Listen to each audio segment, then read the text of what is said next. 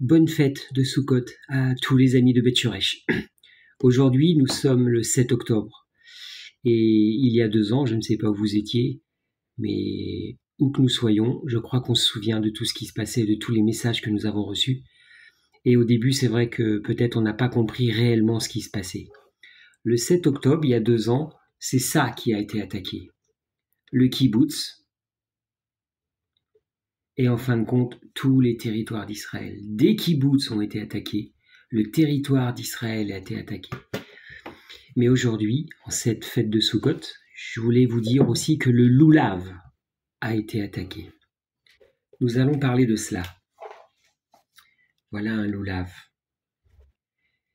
Et merci Michel et à sa femme de m'avoir ramené ça. Voilà, vous avez peut-être vu le guide du Rav. Peut-être vous avez beaucoup de photos, vous avez téléchargé des photos, vous l'avez vécu dans des synagogues peut-être. Voilà. Et ça, c'est très important. En fait, ce que je suis en train de faire maintenant, c'est un symbole d'Israël, de l'unité d'Israël. Les sages ont réfléchi à ça. Vous vous souvenez de la fête de Pessah? Les 4 fils. On invite les 4 fils au festin de Pessah. Et vous vous souvenez peut-être que parmi les 4 fils, tout le monde n'est pas engagé, tout le monde n'est pas spirituel. Et pourtant, même le moins engagé, même celui qui est contre l'Éternel, qui est à l'ouest complètement, et vraiment à l'ouest du Jourdain, si on veut dire, et plus qu'à l'ouest de la mer, il est invité à Pessah. Les sages ont réfléchi à la même chose. Dans une des dimensions de l'étude des sages, il y a la même chose pour ces 4 éléments. Ça tourne plutôt autour de l'étude et de la pratique, alors qu'à Pessah, ça tournait autour de la question. Est-ce que l'on comprend le repas de Pessah à travers les questions qu'on se pose ou qu'on ne se pose pas?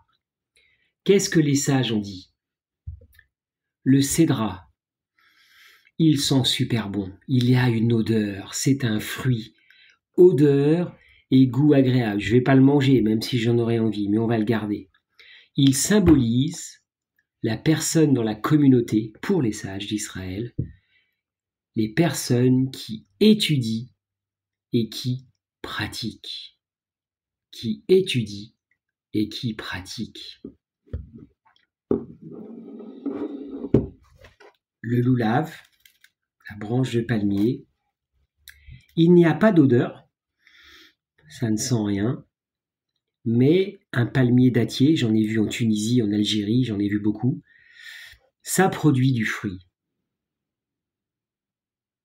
Cela représente le juif, l'hébreu, je vais dire l'hébreu, qui étudie, mais qui ne pratique pas. Celui qui étudie donne du fruit, mais il n'a pas d'odeur, il ne pratique pas. Troisième chose, la myrte. La myrte, c'est l'opposé du loulav. Une odeur incroyable, agréable. Je pratique, mais pas de fruits. Je n'étudie pas. Et vous savez que pour les sages, l'étude est au centre de la communauté. C'est l'apport de Yavné. Et puis le dernier élément, la saule. Pas d'odeur, pas de fruits. Cela représente la personne, l'hébreu, homme ou femme, qui n'étudie pas et qui ne pratique pas. Intéressant, on retrouve le chiffre 4, comme pour le Seder de Pessah. Et en fait, quel est le symbole entre ça et le 7 octobre? Le 7 octobre, d'une certaine façon, vous avez une image de la société israélienne. La société israélienne qui est composée de ces 4 types de personnes. Des personnes qui pratiquent et qui étudient, des personnes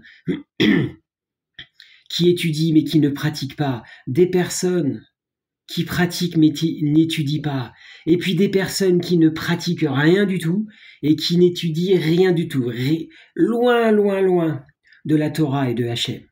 Qu'est-ce qui s'est passé le 7 octobre?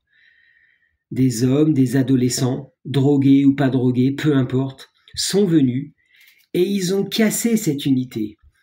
Ils ont tué des gens, premièrement, et puis ils ont pris des otages. Et prendre un otage, c'est exactement faire ça. Je prends la personne et je l'emmène ailleurs. Je l'enlève de la communauté. Ceux qui ne pratiquent pas, ceux qui n'étudient pas. Je nous encourage à ne pas juger les gens qui étaient au concert de musique, qui peut-être étaient dans cette catégorie, qui ne pratiquaient pas du tout et qui n'étudiaient pas du tout, et qui peut-être étaient même dans ce festival pour bien montrer qu'ils étaient là, et pas là, et pas là, et pas là, peu importe. On n'a pas à juger. Moi, ce que je sais, c'est qu'ils font partie de l'unité d'Israël, et que quelqu'un les a enlevé cette tige pour la mettre dans un tunnel obscur. Peut-être ils ont enlevé ça et ils l'ont mis dans un tunnel obscur. J'espère qu'un maximum sera libéré dans les jours qui viennent. Peu importe quel élément, on doit remettre l'élément vivant dans le loulav. Et si par malheur il y a des morts, j'espère qu'ils auront un enterrement hébreu en Eretz Israël, avec la famille autour et les petites pierres sur la tombe. En fin de compte, c'est le titre de la vidéo d'aujourd'hui. Le 7 octobre, oui, c'est un pogrom. Oui, on peut aussi l'appeler Razia, dans la tradition d'une des épopées qu'on peut lire dans le Coran. On voit le mot Razia. Il y a des exemples de Razia dans le Coran. Mais pour moi, le symbole cette semaine, cette année, c'est qu'on a attaqué le loulav. On a pris pour mettre dans des lieux obscurs de ténèbres et de mort des membres d'Israël, peu importe qui ils étaient, peu importe comment ils étaient. N'oublions pas ça. Ne jugeons pas les différents éléments.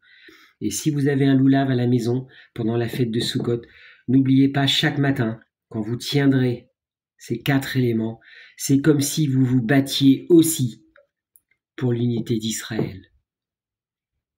Et Beth Shoresh là-dedans, la même chose. Où en est Beth Shoresh? C'est pas grave si on n'est pas tous au même niveau. C'est pas grave s'il y a des senteurs différentes, des fruits différents. Et si vous n'avez pas de communauté, même si vous êtes loin, vous pouvez faire partie d'une communauté virtuelle aussi. C'est pour ça que souvent, je vous encourage à écrire vos commentaires, à envoyer des questions, à poster des messages, voilà, pour que même si vous êtes à des centaines ou des milliers de kilomètres, vous êtes tout seul. Par la technologie, vous pouvez faire partie d'un ensemble.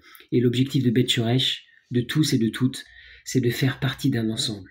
Et on ne laissera pas Shatan ou d'autres entités humaines ou spirituelles. On se battra pour que personne ne soit retiré de cet ensemble. Ne laissons pas la colère, ne laissons pas la haine. Enlevez ça. Battons-nous pour garder l'unité et ne jugeons pas qui est quoi dans cet ensemble. L'ensemble est important. Bien sûr, je rêve de n'avoir que ça. Mais en fin de compte, c'est ça la magie de Sukkot. Vous vous rendez compte que s'il n'y avait que ça dans ma main le matin, en fait, il manquerait quelque chose. C'est pas la réalité. C'est impossible d'avoir tout le monde de la même façon, penser de la même façon, agir de la même façon, dans les pensées les plus profondes, dans une communauté. Ça, c'est pas une communauté. C'est du totalitarisme. Et si vous êtes dans une communauté où c'est comme ça, il faut en partir. Ne restez pas dans un groupe totalitaire. Il peut y avoir des groupes totalitaires partout. Le loulav, c'est la marque. La différence crée la force quand quelque chose nous tient. Et en conclusion, qu'est-ce qui nous tient?